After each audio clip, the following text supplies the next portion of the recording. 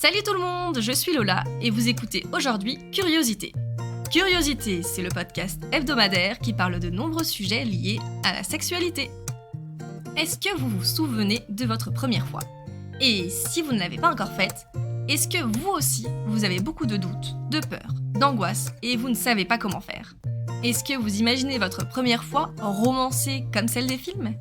Effectivement, il y a toujours beaucoup de doutes et de questions qui nous trottent dans la tête avant d'avoir une expérience sexuelle, car il n'y a pas assez d'informations qui sont disponibles. Mais ne vous inquiétez pas, j'ai quelques mythes à dissiper et quelques petits conseils que j'aurais aimé recevoir avant de commencer ma vie sexuelle à vous donner.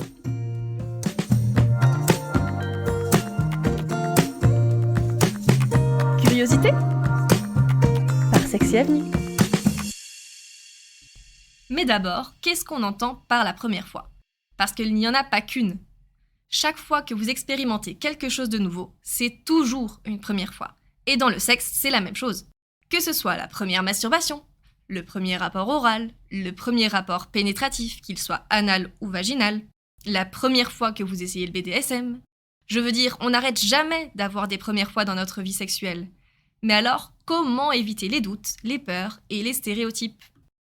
Avant de commencer avec les conseils pratiques, je voudrais dissiper quelques mythes et parler de quelques doutes que j'avais sur la première fois. Rappelez-vous, la première fois ne doit pas nécessairement faire mal. Quand cela arrive, c'est souvent parce que les choses sont faites à la hâte et surtout sans lubrifiant. C'est pourquoi il est important d'y aller calmement, dans un environnement détendu, pour pouvoir détendre aussi vos muscles. Et pensez à vous stimuler avec des caresses ou du sexe oral par exemple, pour être plus détendu lors d'une éventuelle pénétration. Autre info qui court aussi les rues, les personnes à vulve saignent lorsqu'elles se font pénétrer pour la première fois. Alors oui, je vais pas vous le cacher, c'est possible, mais ce n'est pas tout le temps. En effet, avec le premier rapport se produit ce que l'on appelle la rupture de l'hymen. Alors la rupture de cette membrane peut causer la perte de quelques gouttes de sang, parfois un peu plus, mais ce n'est rien de grave. Et vous pouvez tout à fait gérer ces quelques gouttes de sang en mettant une serviette en dessous de vous, par exemple. Ensuite, plus la personne est calme, plus la douleur est faible et la perte peut être inexistante. Il faut aussi savoir que certaines personnes, comme celles qui pratiquent beaucoup de cheval par exemple, peuvent déjà avoir rompu leur hymen. Dans ce cas-ci, il n'y aura alors pas de problème de sang. Ensuite, le porno n'est pas la réalité. Il est crucial de rappeler que la pornographie ne devrait en aucun cas servir de modèle ou de référence lorsqu'il s'agit de faire sa première fois, ou dans n'importe quel acte sexuel d'ailleurs. La pornographie, c'est une représentation qui est fictionnelle et elle est souvent exagérée de la sexualité. Ce sont des films qui sont conçus principalement pour le divertissement des adultes. La pornographie ne reflète pas la réalité des relations sexuelles. S'appuyer sur des scènes pornographiques pour guider ses propres expériences sexuelles peut entraîner des attentes irréalistes, des pressions non désirées et une méconnaissance des aspects qui sont plus émotionnels et de la communication qui est essentielle dans une relation intime. Last but not least, ne vous comparez pas à vos amis. Chaque première fois est différente. Il y en a qui la vivent mieux, d'autres qui ont quelques petits inconvénients de parcours, mais tout est tout à fait normal.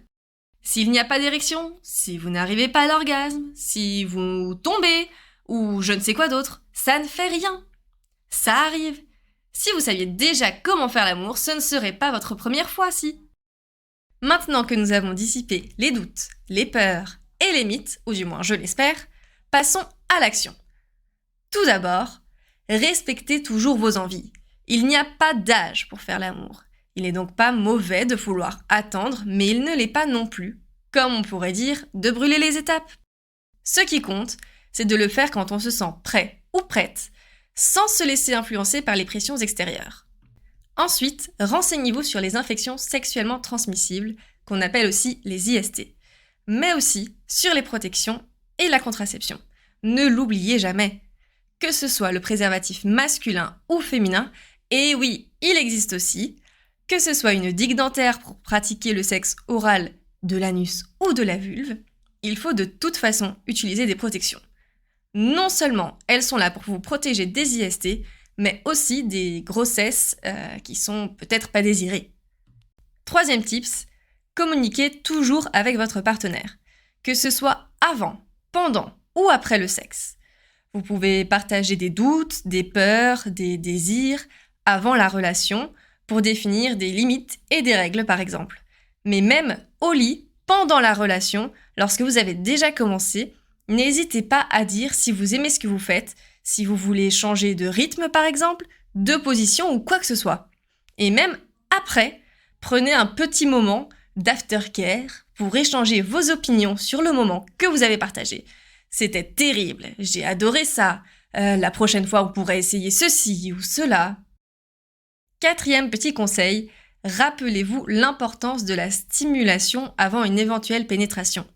Je sais que vous êtes très impatient de pénétrer, de lécher, de sucer et de faire l'amour. Mais si vous ne préparez pas le terrain, croyez-moi, cela fera beaucoup plus de mal que de bien. Pour éviter les souvenirs désagréables et les douleurs excessives, prenez le temps de préparer le terrain, comme on pourrait dire, et de faire monter l'excitation en flèche.